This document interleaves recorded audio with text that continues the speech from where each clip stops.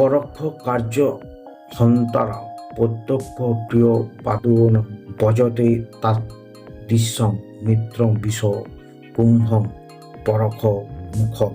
যে ব্যক্তি সাক্ষাতে মিষ্টি ভাষী কিন্তু অসাক্ষাতে ক্ষতি সাধন করে, সেই মুখে মধু অথচ অন্তরে বিষ। মানুষকে পরিত্যক্ত করা উচিত। অর্থাৎ সমাজের স্বার্থপর মানুষের অভাব নেই। নিজের স্বার্থ সিদ্ধির জন্য এইসব স্বার্থবদ্ধ মানুষরা মিষ্টি কথায় অন্যের মন জয় করে। বন্ধুত্বের মুখোশ পরে তারা অন্যের গোপন কথাও জেনে নেয়। এই ছদ্ম বন্ধুদের প্রকৃত রূপ বুঝতে না পেরে অনেকেই সরল বিশ্বাসে এদের সঙ্গে ঘনিষ্ঠতাভাবে মেশে এবং কোনো অসতর্ক মুহূর্তে নিজেদের দুর্বলতার কথাও বলে দেয়।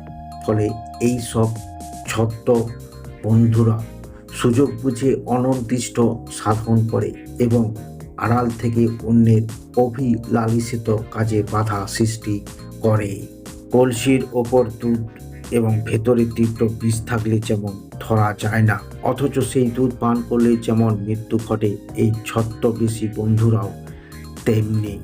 মুখের মিষ্টি ব্যবহার এদের আসল রূপ বোঝা যায় না, কিন্তু আড়াল থেকে এরাই যখন অনির্দিষ্ট করে তখনই এদের স্বরূপ বোঝা যায়। তাই এসব ছদ্মবেশী বন্ধুদের ত্যাগ করাই শ্রেয়।